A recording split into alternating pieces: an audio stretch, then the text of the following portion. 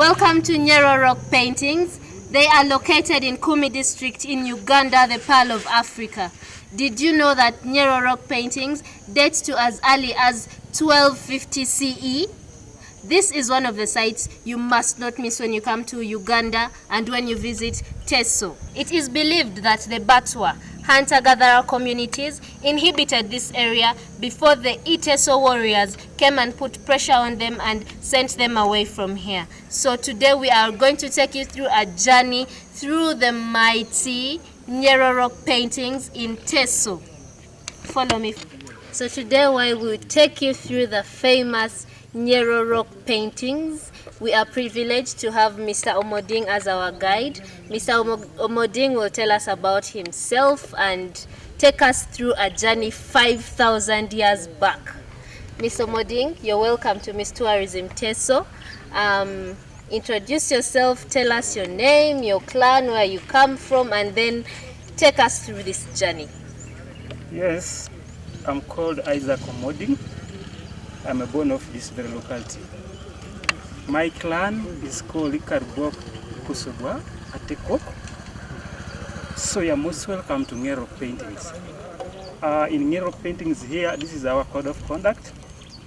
As you see, as usual, this picture you're seeing in this signpost, when you go to Kampala Museum or Uganda Museum, this is the logo. And I've got this logo inside the cave where you are. With 5,000 years ago, then this Tara here, as you're seeing as usual, Tara means Trust for African Rock Art. It's an NGO based in Kenya, Nairobi. That the people were helping the site in form of documentation. Thank you very much. So when you come to Nyero Rock Paintings, this is the code of conduct that we expect each and every one of you to follow. So Mr. Omoding, take us on to the rock site. Okay.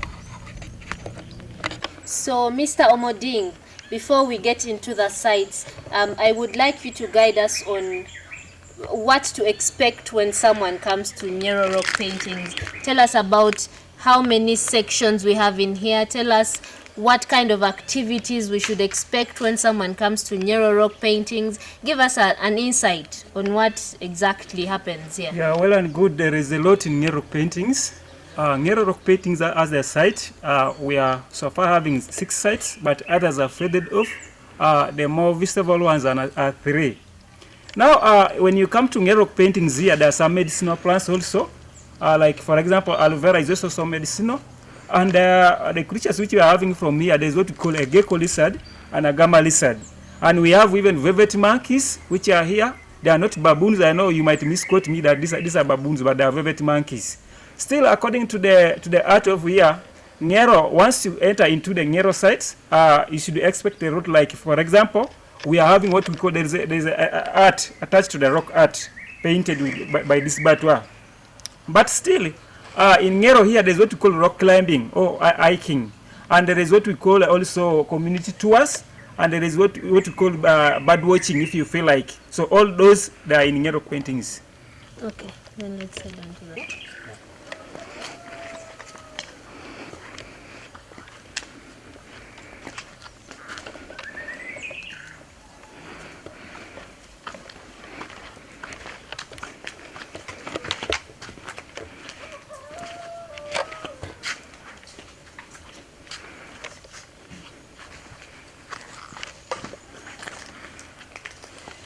Wow, this is very beautiful. Exactly. So tell us about here. What exactly is this? Before I start elaborating the history of here, there's what we call the oral history of this place.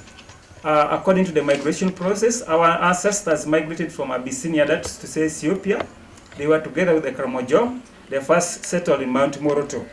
But while they were in Mount Moroto, our ancestors, for them they were sort of pastoralists and farmers. In Mount Moroto, they could see that the climate which is in Mount Moroto is not conducive. So what they did, they had to plan it again because they were planning to see where they can fit with their activities. So while they were on the verge now to leave Mount Moroto, the Karamojonka said to our ancestors that if you feel like to move ahead, you are going to get another problem in front where you are going. That's why I see the tribe so-called Teso means dead graves, because the Karamojonka said our ancestors. So our ancestors included here in between 3,000 years ago to 4,000 years ago, they got another group of people who were once here, they were called pygmies. These pygmies, their place of origin was Cameroon. Because, you know, for them, they were sort of hunter-gatherers. These people managed to come from Cameroon up to here. That's why you see nowadays, these pygmies are in between Congo border and Uganda, because our ancestors, after them, including India, also to chase these pygmies. But before that, these pygmies used to depend on ceremonial activities. First of all, they could depend on what to call food gathering, fishing, and hunting. So when our ancestors entered in, they had to chase these pygmies. That's why you see some of these pygmies now they're in between Congo border and Uganda, sense of Vituri forest. And there is a saying that these pygmies, they are affiliated there's a certain tribe so-called Bakonjos. They are affiliated to these ones from Vituri forest. Now, on the side of the art you are seeing, as usual, this art belongs to the pygmies. It's not for our ancestors. Our ancestors, they were trying to search where they can also settle. So because our ancestors were really very many, they had to outnumber these people. They had to chase these pygmies here because for them they were few. So the art you are seeing, like these geometrical circles you are seeing, it starts for God the Sun. So these pygmies used to praise the sun as the living God by then when civilization did not enter to Africa. But still, in these concentric circles, there is a segmented body you are seeing. This is what you call a crocodile. You know, because what made them to document the crocodiles also you are seeing from there, it's like when they go and carry activities of fishing, they could get crocodiles in water. And you know, with the crocodiles, they are not humanitarian. Crocodiles used to eat some of them. That's why they documented here. They just documented as the challenge which they came across. Still from this end, there is what you call a picture of a moon. Geometrical circles are still constituting. This is what you call a climbing ladders. You know, these pygmies, they were really short guys around, whereby by then this place used to have some tall trees, whereby in these tall trees it used to bear some fruits from up tall trees. So what they did, they could develop a mechanism of a climbing ladder. Then they could put a ladder leaning on the trunk of the tree. Then they could climb on top of that tree. Not that when we go to cave 2, it's quite a very huge and a high panel, whereby these pygmies still use these climbing ladders for painting second cave. Extreme corner here, I think there's a picture of a canoe. When we go to cave 2, it is clearly shown in cave 2. A canoe is different from a boat of today. A canoe, it's just a matter of getting a very big trunk of tree, then you just dig a hole in it. But a boat of today, it's just a matter of you getting a piece of timber, then you get nails and you nail across. That's what they call a boat. But this canoe is different from a boat of today. Now, on the side of the art you are seeing, as usual, these pygmies, they use what we call cactus. Cactus, when you cut a cactus tree, there's that mixed substance which is called some sap plus some plant latex out of some fig trees around. Then they had to grind soil. After grind soil, they fermented it for some short period of time. Then they used for painting their rock art. Still, according to the 14 carbureting system done by archaeologists, the art you are seeing, it has lasted for something like 2,000 years ago. Now, on the side of the formation of the rock, I know you might ask me about the formation of these rocks. At first, these rocks they were underground, but because of soil erosion, soil eroded on top of the rocks, then the rocks came up. That's why you see these rocks are called granites. They are not volcanoes. So that's all about Cave 1. If you have questions, let us share and we discuss.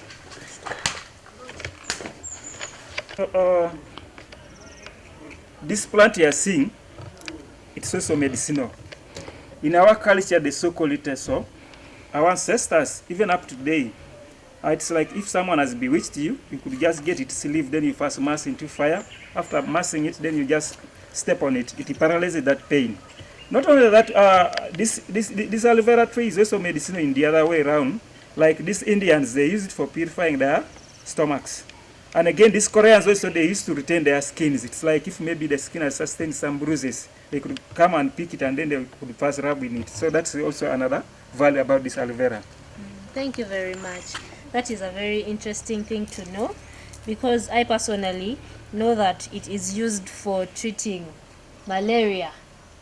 You boil it and drink it. Also good for the skin, like you said. Thank you very much.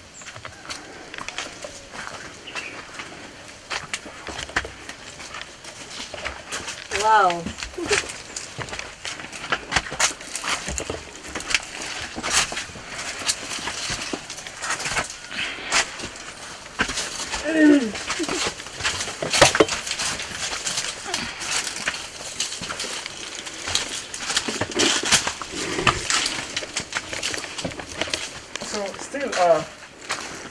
our culture by then, our grandparents used to use this place as their shrine by them. It's like if you feel like to become a witch doctor, they could come along with their offertories, or they could first of all come with their drums, then you start drumming from out, then a big snake comes out from inside, and it asks you the type of the sacrifice you should perform. After making that sacrifice, it gives you that opportunity of being a witch doctor. So it was basically, this place used to be an institution for that. Oh, what? This is cave too? It's not a cave. This one, they were just using this as their shrine by then. A shrine, yes, exactly. Okay, is the snake still here? When you are focused to, because nowadays people have known really that they are not serving a living God. If you come when you are focused to, you might get it. But if you are really a real tourist, it doesn't care about you because you have not called it. Oh, it comes only when you summon it. Exactly. Okay, interesting. Let me move away from it.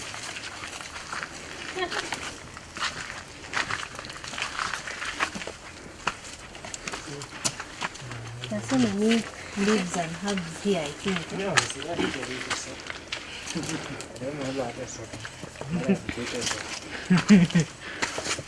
This is for malaria. What is it called? Asmiri. Asmir. Yes. Then this one they use it for maybe it's like if you're having measles. And if you have maybe you're having some sore throat. Exactly. What is it called? In fact, I don't know the name, but it says on medicinal. It's medicinal. Yeah. Okay. You see, like this asmiri, it has some orange sap, as if it's like Stutex. Oh. But it is not Stutex. Yeah. Okay, that is interesting.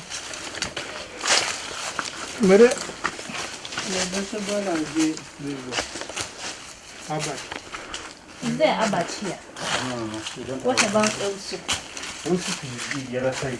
Okay, we shall go and see the eel soup. Yes.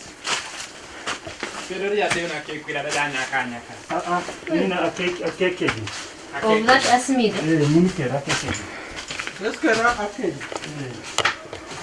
How do you transplant it?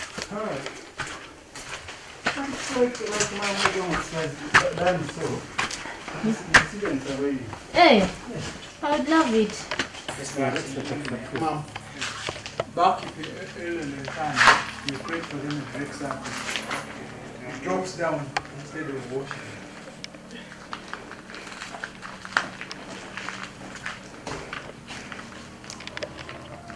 Well, good day. Most welcome to Cave 2. In Cave 2 here, there's a lot of pictures. There are multiple pictures. Like, for example, geometrical circles were supposed to be 56 of them from here, but because of some weathering, you are seeing there's some peeling off. In Cave 2 here, these pygmies, I think you can bear me a witness that these pygmies use climbing ladders. Because when you reach to Cave 2, it's a little bit higher than Cave 1. So this way, the other one with the geometrical circle still stands for God the Son, the same meaning. Then this is a picture of a canoe with some luggage. You know, it was their means of transport also. It's like when you are rowing maybe a boat or a canoe, when the water is clean, you can even see some rises under the water, under the canoe. Then there's a small canoe this way with some two people seated. This is a canoe with some two people seated in that canoe. Under that canoe, there's what called water weeds. What made these people to document about these water weeds? It was a challenge which they could get into water. When they go to water, they could get the surface of the water covered with water plants. So it was hectic for them to carry the activity of fishing. Then these pygmies still had a dream in the generation that to come that they will get another group of people who were a little bit taller than by then. That's why I see when our ancestors now intruded in, they said that, wow, this is what we dreamt last time. It has now come to the conclusion. That long line, it was their journey masses from Cameroon up to here, because these people, they were hunter-gatherers. Then there are some dots. It was their counting system, because these people never went to school, but they could sit down and see ways of counting months and years. By then they could count, they could depend on the moon. After seeing a moon, imagine the sky, they start counting. And by then they used to have something like 13 months to make one full year. Not nowadays, we are having 12. So we are less by 1 month. Next to the corner there, the other one with a big circle, that one is a man. Then this one is a woman representing the families, because in the first cave it was another man's home, even second cave, but all of them were pygmies. Still up there we had a picture of a zebra, but because of weathering which is taking place, it has just faded off. The other cemented line, it was the drip line. When it lays on top of the rock, it tends to, when water reaches there, it tends to shade it off so that it will not affect the rock art. Still in the cave 2 here, now you are going to ask me about the type of the paints people use for painting their rock art. In the cave 2 here, they use what we call animal blood with some fats in it. Then they could use the animal urine as the solvent, and they add again to grind soil. After grinding soil, they fermented it for some short period of time. Then they use it for painting their rock art. Still, according to the 14 carbonating system, the art you are seeing, it has taken something like 3,000 years ago, BC. Now, let me tell you more about the excavation process which took place in the early 90s. The first archaeologist to enter here, he was called Awick. He came from California in 1942 and got some fossils from here. For example, he got an ochre pencil. An ochre pencil, it is just a matter of for you to get a piece of wood, then you just chew out making like our local brush. So they named it an ochre pencil. Then there came another thing. I think he got what we call a human skull and a bone with the concentric circle, and he got some pottery work. And took all these samples to Kampala Museum, and others went to California. Then in 1968, another guy came, he was called Posnaska and Nelson. They also did the same, and they also got the very remains the first archaeologists came out with. And even that one also took some samples to Kampala Museum, others to USA. That's why you see there are some bones here. There are some fossils here. You can come and have a look at on these fossils. These are bones. But, because these people are sort of hunter-gatherers, we don't know whether it is a human bone or an animal bone, but they are both human and animal because these people are hunter-gatherers. So maybe if you have questions, let us share and we discuss before I ask you my question. So these are the concentric samples that are representing the mites. Right, yes, the sun. Oh, it was their bone. Exactly, these people are praising the sun as they are before. Oh, Yeah. okay. This is amazing. But the really eroded. Yeah, extreme corner this way, there is a lava. Mr. Isaac, we can see that most of the rock paintings are seeming to erode off the rock. Would like to find out how best can we preserve this. We've been able to have it 3,000 years. How can we preserve it for the future generation to get the same exact thing? You see, there is a lot in this rock art you are seeing. First of all, this rock art is exposed to the atmosphere, to the weather conditions. That's why I see, even us, when we receive schools in this site, we subdivide them because even the carbon dioxide we breathe out, it affects the what? The rock art. Even the cameras, if you come, maybe when you use it with a flash, it also affects the what? The rock art. Now, on the side of conservation, some visitors are saying, others are saying maybe to redraw, but when we redraw, it loses their meaning. But other friends are saying that maybe why not to put their glasses? When we put their still glasses, there's a tendency for a glass to pour what we call vapor during hot times or night hours. Still, it will affect the rock art. Others are saying why not to put their pyramids like in Egypt? Yeah, even though we put their pyramids without breathing spaces, still it will affect the rock art. What the department is trying to say, they are trying at least to see ways of maybe lobbying for funds so that they could get these specials from abroad. Because they were proposing to design what we call artificial caves. Then they could grow in the artificial caves, whatever it is even missing from here to artificial cave. It's like the way you have entered in. We shall either start from artificial cave, then we come to the natural cave as a comparison. Yeah, that's what the department is trying to suggest. We hope that that can be looked into. Yeah. Thank you. So we can go to the...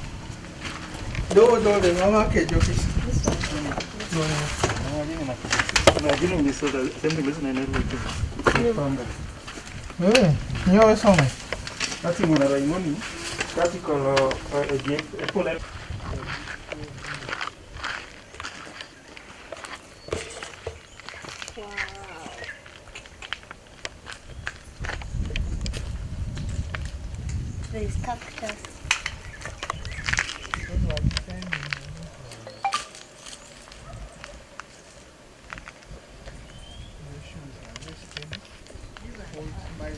Those are the ones that actually may not this way. Mine have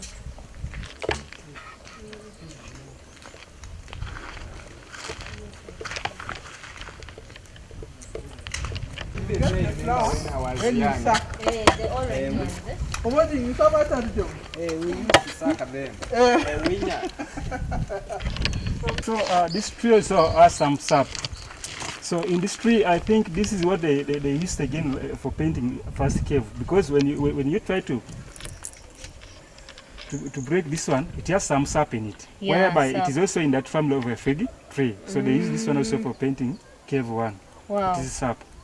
So this was used for painting the first cave that we went through. Yeah, even the third cave. Oh, this is amazing. History is so interesting. Eh? You can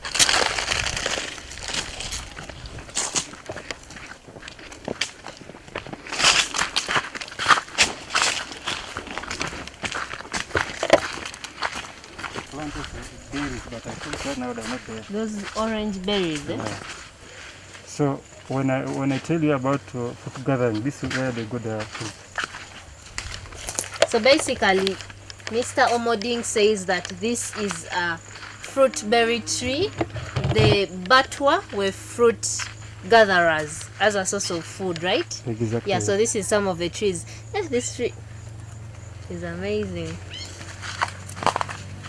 History. This one.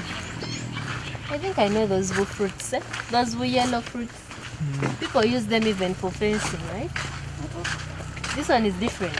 Yeah, lantana, camara. What about these ones? Are they eating? No. They're not. Yes. So I need to go back. You can stand here. Because it's part of The conservation. yeah. Oh, we shall say something about the hiking activity.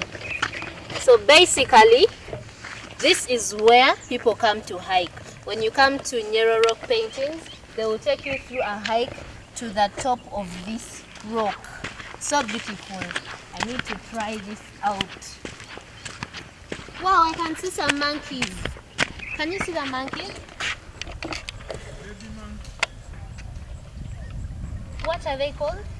velvet monkey. Those are velvet monkeys. Wow.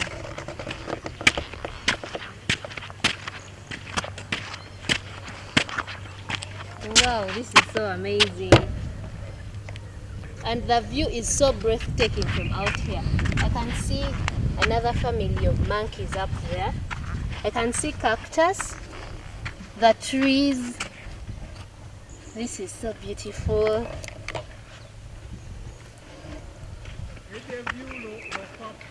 Wow.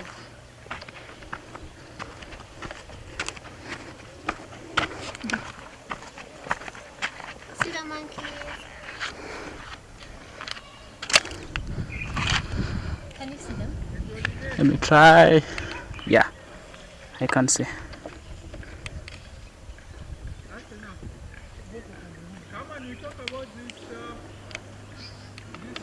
conservation.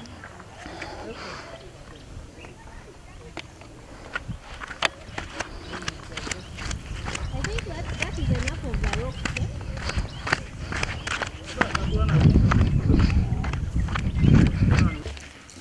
Mr. Moding here with a number of youth in the community came up with a conservation project for Nyero Rock Painting. So Mr. Moding, kindly take us through what activities you have in mind and what you would love the community outside to do to support this site and this project. You know, exactly what made me to think about this activity, it was, in fact, I was just trying to evolve this resource to be in this site. Basically, there are many challenges about this site. That's why I see we are trying to emphasize on this. It is not the only activity. Even in our communities, we do help people who cannot dig latrines to dig them latrines. It is also another activity. Then we are helping like the dropouts. For us, we have proposed, we have training schools for them. We could help someone to go and take for a training like tailoring, courses like building, courses like carpentry and joinery, and so forth. There are many courses. But what we are trying at least to bring it out, we are just praying God so that we shall get people maybe who can help us to coagulate with us so that we shall promote this conservation about the Nero art conservation. We have tried to involve even schools like Morai School, Nyero Rock, Kumi District, Morikara Primary School. As you see this project, we have managed to get something like 12,000 trees, seedlings, and we have started distributing to those schools so that they could also see the core value of conservating the site. Because we are seeing there is a lot of deforestation which is happening in this site. That's why we have initiated this idea.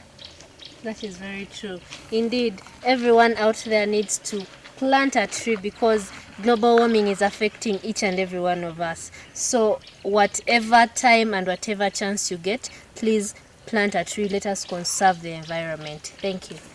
This is where you can hold a camping site. You can do what? We want to do a...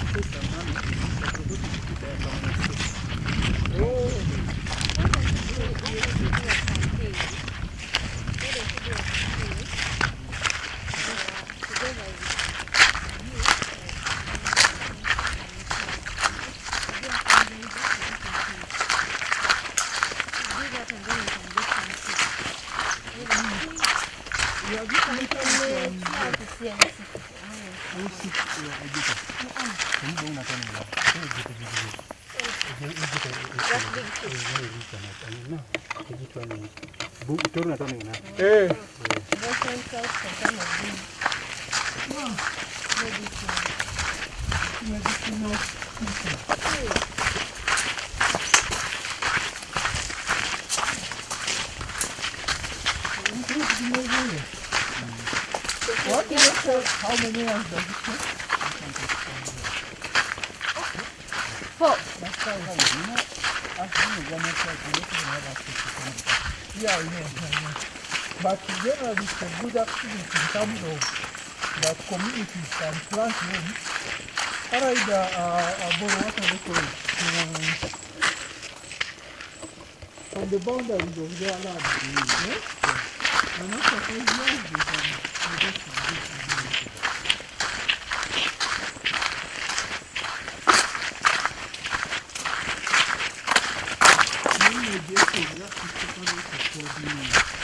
The time we came here in 2017, it was raining.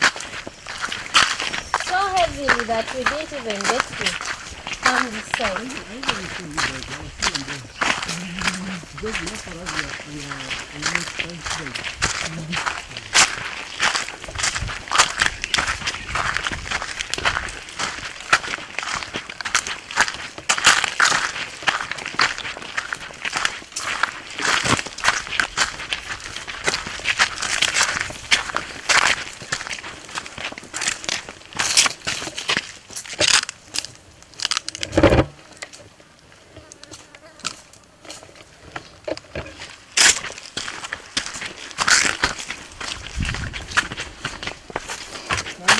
Come and just make that animal.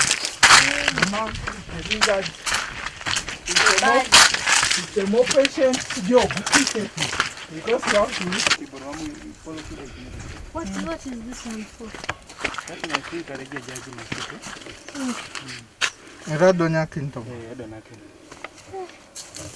What is it called? That one is just in the family of Inophobia, the Inophobia fella.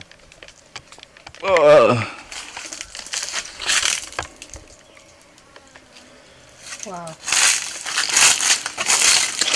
This one is just Kambalo.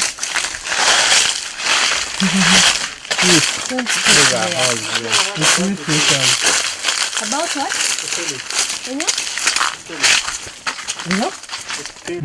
But it has some seedlings inside.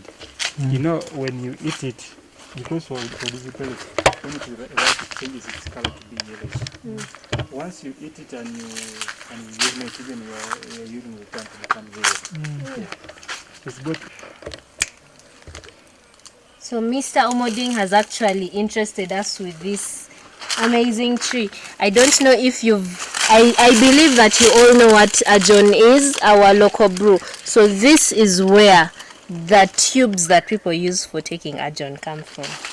This is so amazing. Mr. Omoding, kindly tell us the process that they go through to be able to produce that Like this tube, you first cut it, then you first immerse into water for some short period of time. Then you use maybe a small iron bar just to push inside to create that space inside, so that when you put into marwa, it will be able to suck it.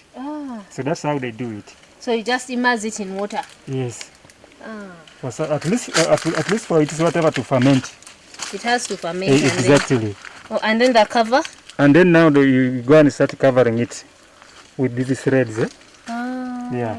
That people use. Wow. Exactly. This is so interesting. I can see they are very flexible. Yeah.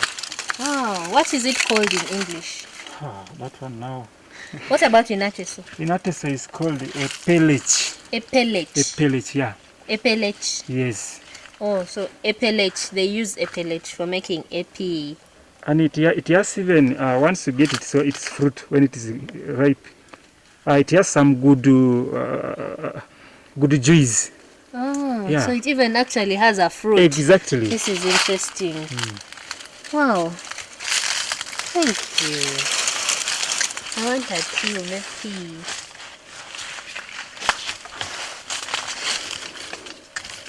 This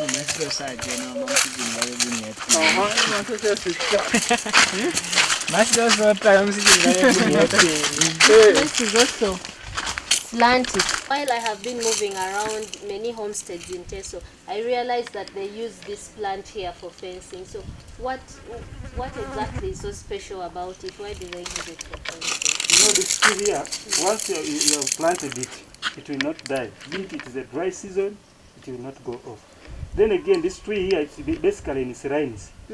And another is this tree here, it is sap also. They use it for painting cave 1 and 3. That's why you see there's some sap in this.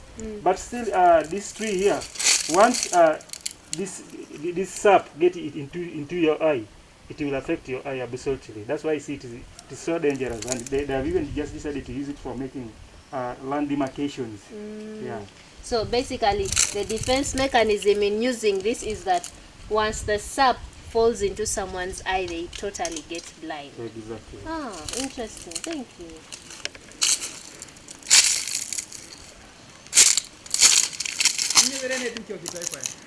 Angor ni.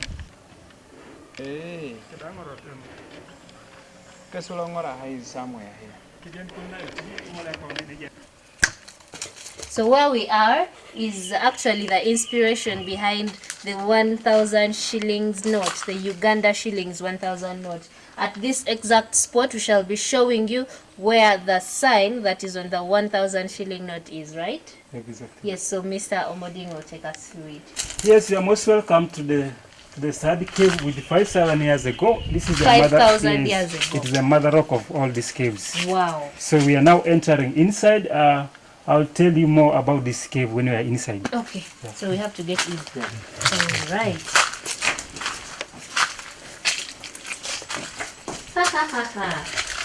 We have to lie down. Yeah. Oh, wow.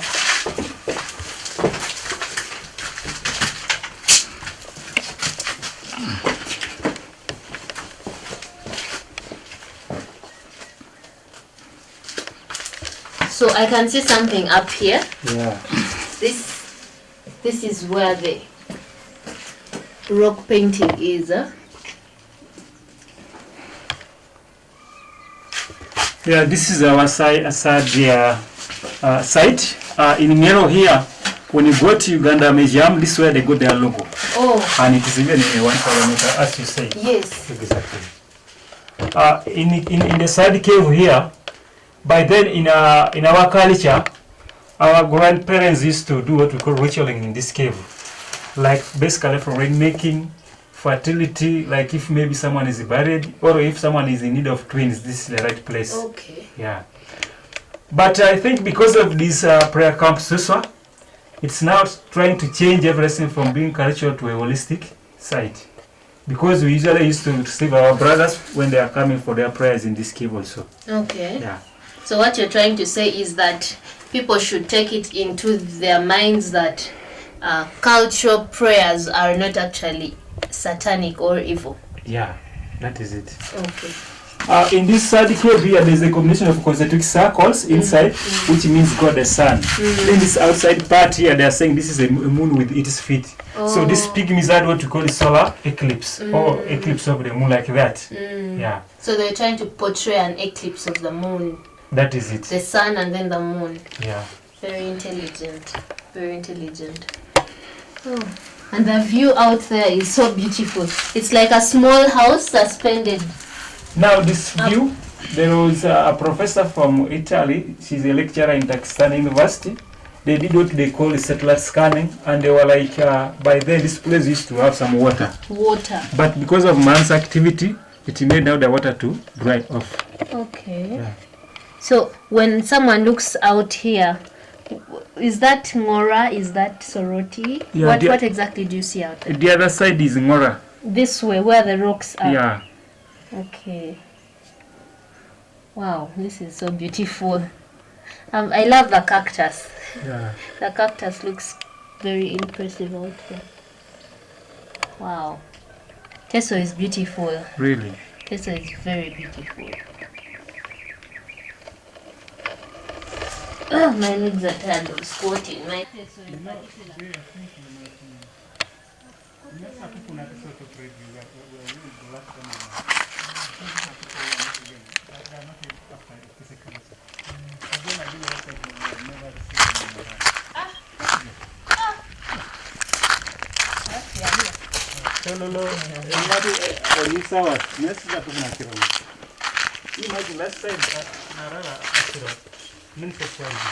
Let's go.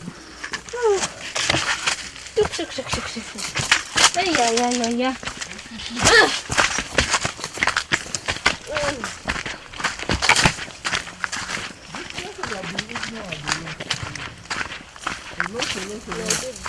And that is our main goal. Therefore, I like on a video. So they can win again. We want these places to be lovely.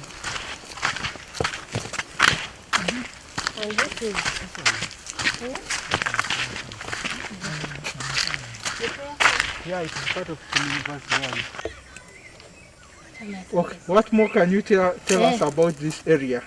In this locality by then, this place used to be a place whereby rebels could bring people to slaughter. And for us neighbors around, during maybe like midnight, you can even hear a voice as if maybe the rebels are now planning maybe to kill that one. You could just see a voice when you are in the other side. But Hiding, yeah, exactly. Someone crying as if they have got him now, maybe they are going to kill him like that. But nowadays, when this Suswa entered into, there are no more voices of such people. That's why you see, here now there is an altar whereby the Israelis used to have their convention once a year, but because of this COVID thing, I think they postponed it. I think maybe up to maybe next year. Though it is part of Kumi University, this is the place where these Koreans are staying. It's just sort of their place of residence, but this is where we usually gather once a year for our prayers. A memorial prayer. Exactly. For those that were killed during the insurgency. Not the memorial prayer, no. This is what we call Teso prayer camp. This is Teso prayer camp? Exactly. Okay. Yeah. That's why you see it is even called Suswa. Suswa to mean? Suswa means it's just in a Bible. Suswa. Okay. Yeah, exactly. Moru Suswa. Moru Suswa. Yeah. Oh, thank you. You're welcome. We need 2 more videos. One. I believe that we have all heard about Covidex, the new medicine that was developed by Professor Ogwang, a son of the soil from Teso. One of the main ingredients that was used to make that Covidex medicine is actually from this tree. It's called the Eusuk tree in Ateso. So, Mr. Moding, kindly take us through which parts of this tree exactly are used for making that medicine, and let us know how we can best conserve this tree here. Basically, you just get its roots from down. The root? Yeah, exactly. Then after that, it's not only for Covidex. This Eusuk you are seeing, it again helps in measles. Measles? Yeah, if maybe one of your brothers or your sister is having measles, just come for this Eusuk. It will help very fast. So what part of the tree do they use for the medicine? Still the roots. The roots of the tree? Exactly. Okay. Yeah. And how does it propagate? You see, it's very hard for you to get this Eusux tree because I've really failed to understand. I've ever tried so far, even in Moroto, where it's very hard for you to get its seedlings. The seedlings. Yeah. Okay, so whatever tree that is there right now should be treated with utmost care. Yeah. For it not to get extinct. All right, so this is the Eusux tree. It has a lot of value.